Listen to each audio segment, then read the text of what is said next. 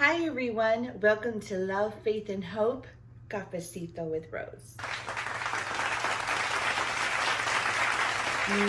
Coffee.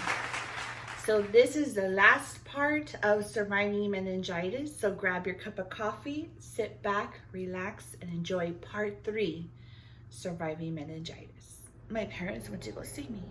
By this point, they had taken me to ICU. They had transferred me from the emergency room to ICU. And my parents went to go see me. My mom hadn't seen me since before when they had told her the news. So she said that when she went to go see me, her and my dad, that she saw life again. She said my color was back. I felt warm. She no longer felt like death was surrounding me. So she looked at my dad and told my dad, she's gonna live. We know she's gonna live. But now what we need to pray for, we need to pray for complete healing. There will be no complications. There will be no issues with medications, with the doctors or anything. That it would that she will walk out of here, and that it would be in less time than the doctors are saying, because the doctors had also told my family that I would be in there for from 6 to 8 weeks, because I would need physical therapy, I would need all these things. And my dad agreed for complete healing.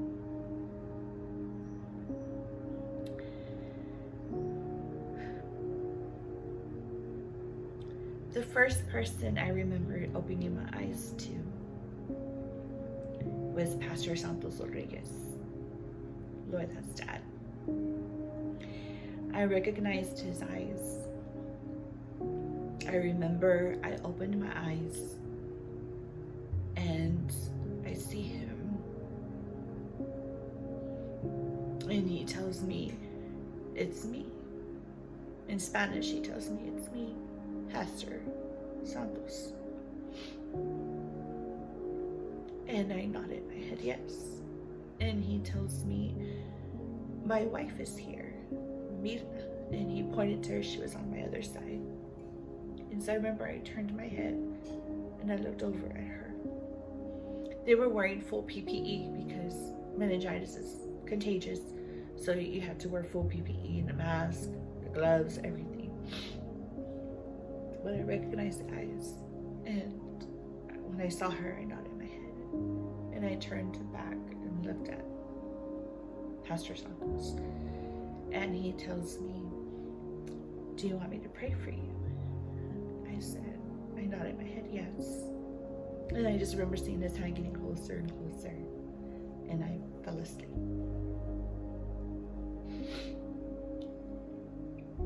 The next two people I remember seeing are Loida and my cousin Norma. My cousin Norma was to my left and Loida was to my right. I remember seeing them. Then the next people I remember seeing, and I don't know how further along this was in the days or what, but I was more alert, and I'll explain why I say that. So I remember seeing my sister Rachel and my sister Ruthie.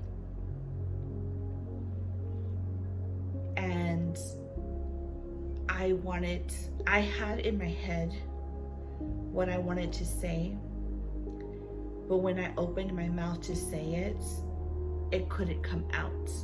I was on the ventilator and I didn't know. So when I opened my mouth to speak and nothing came out, I started to freak out. It is the ugliest feeling in the world. If you've ever been on a ventilator, comment below and let me know if you experienced this as well, because to me it was the worst feeling ever. And my arms were strapped down. So I started to freak out. I started, moving around and freaking out because I couldn't speak. And the nurse was started telling me, Miss Velasquez, calm down, you're on a ventilator. And my sister Rachel was like, Rose, you're on a ventilator, calm down, it's okay, calm down. And so I remember doing this, right, that I wanted to write. And my sister tells me, you want to write? I said, not in my head, yes.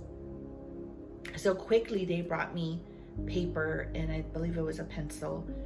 And then I remember the nurse telling me, we're gonna unstrap your hands. You promise you won't try to take out the ventilator? Do you promise? Don't take it out, okay? And I remember nodding my head saying, yes, like, okay, I won't take it out. I won't try to take it out. So they unstrapped my hands, and the first thing I wrote,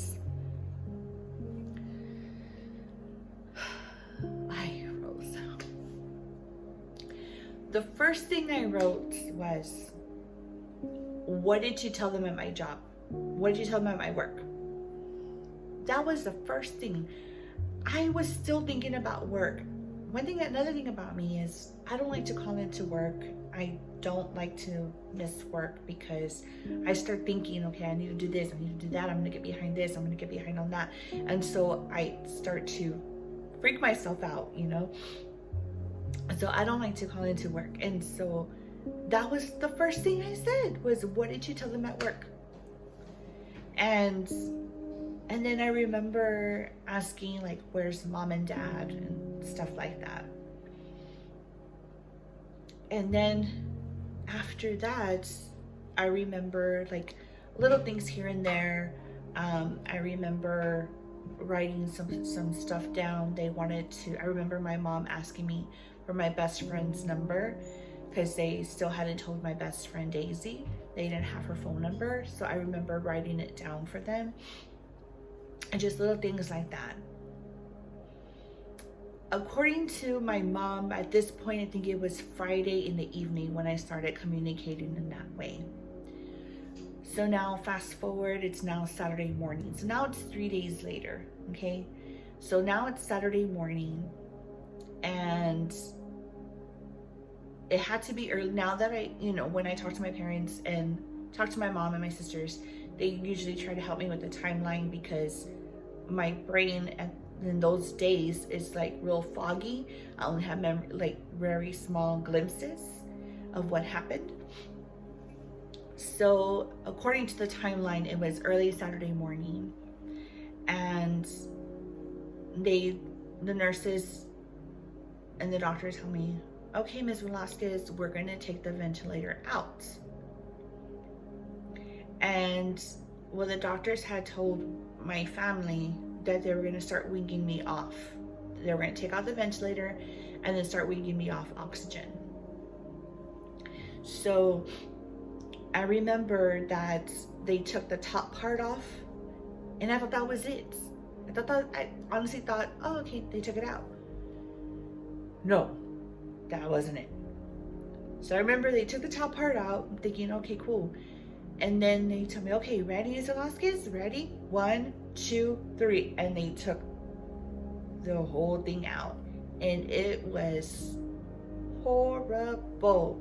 Again, if you've been on a ventilator and you've been awake of when they took it out, comment below and let me know if you experienced the same thing. It's like the worst feeling ever. So they took it out.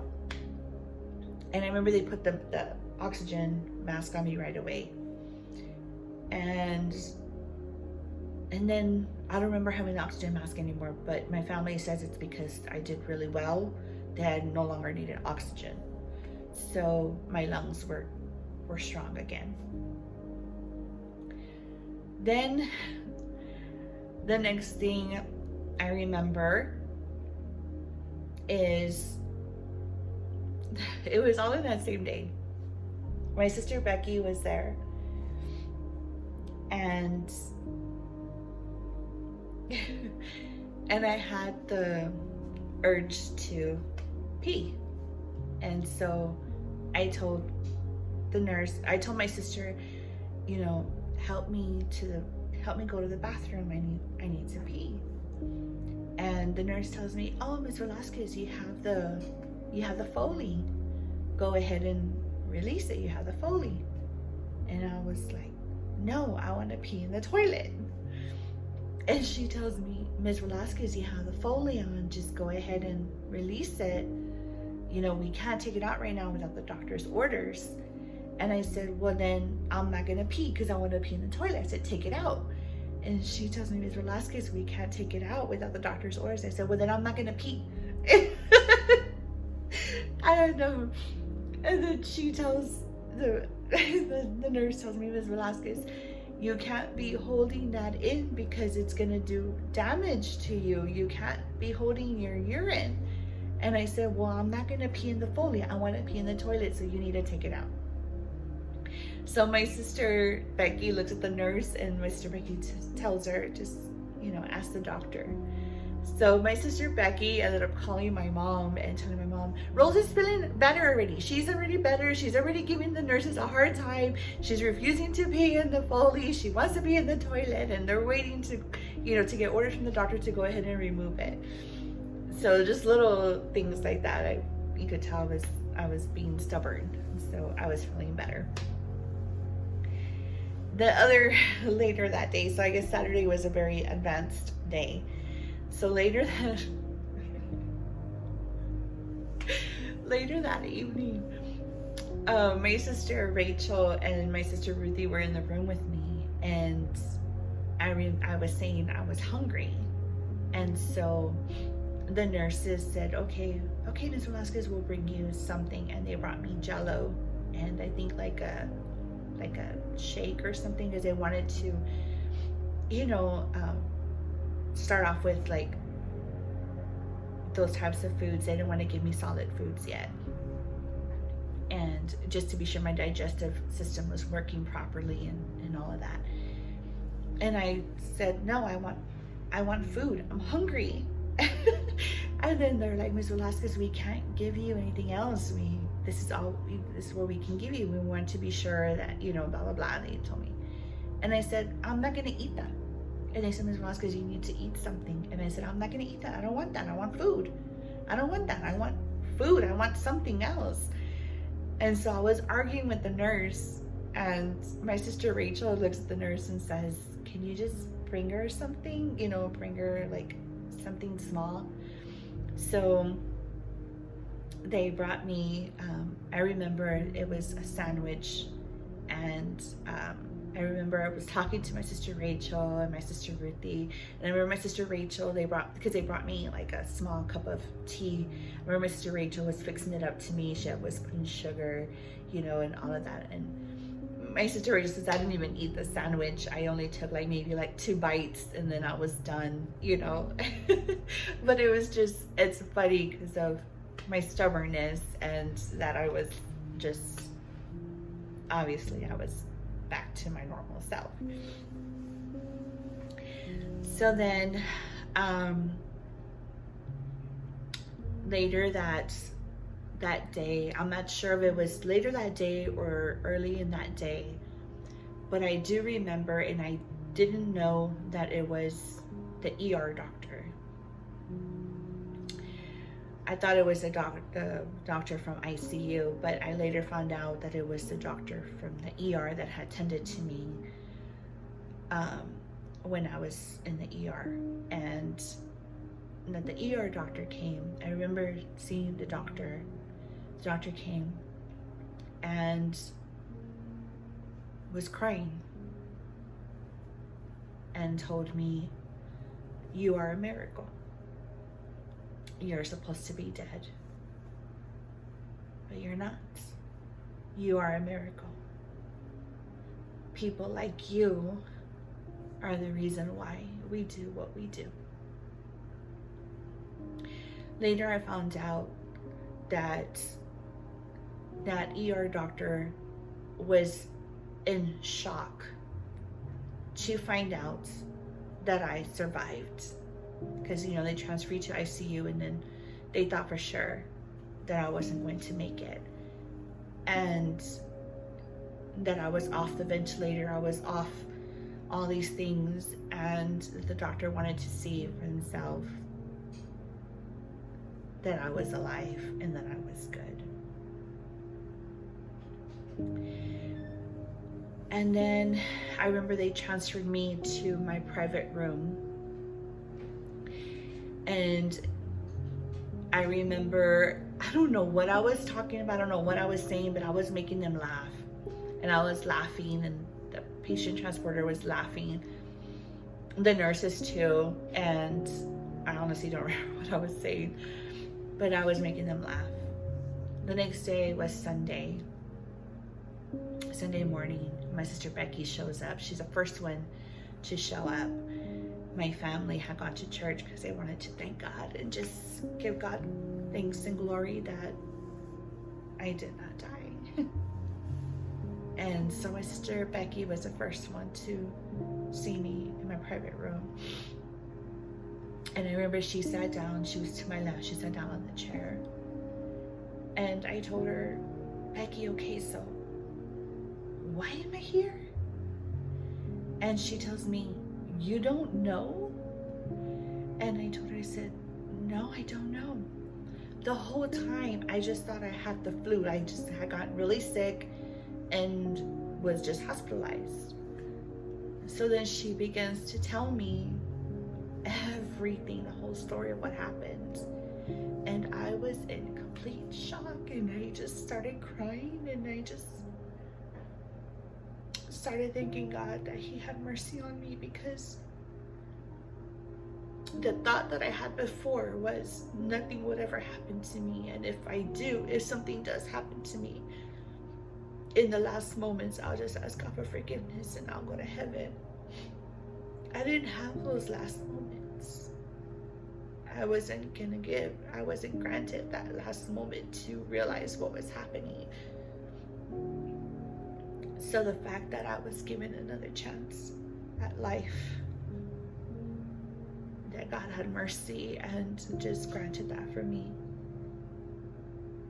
Answered prayers, answered my dad's plea, and my sister's command of death to be gone. I am forever grateful. I really am. I am forever grateful. And what the doctors said, I would be in there no less than 6 weeks. I was in there for a total of 8 days. 3 days in ICU, 5 days in my private room. That Friday, the following Friday, so I was in my private room on Sunday. That Friday, I was discharged from the hospital. And I will say, and God gets all the glory, that I walked out of that hospital 100% whole, without complications. No complications whatsoever. The only thing was that I still had those blotches. And I remember asking the doctor, will these ever go away? And she said, we don't know. We've never had anybody survive at that stage.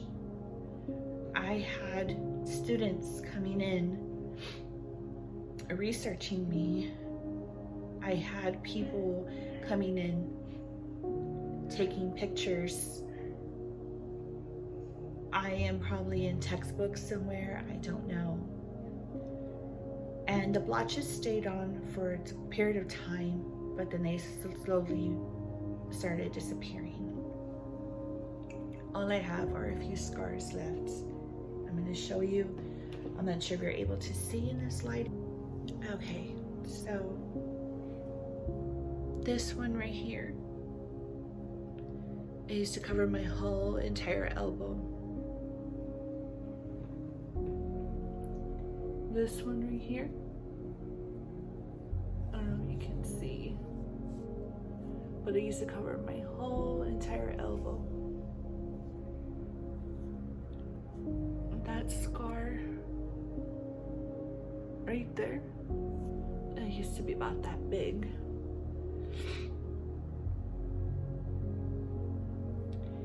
And I know I have a couple more, but I can't really, because they're really small.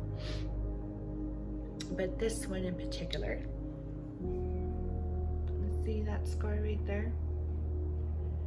It used to be this big. It used to cover my whole entire hand. And when it started to heal, it started getting smaller and smaller.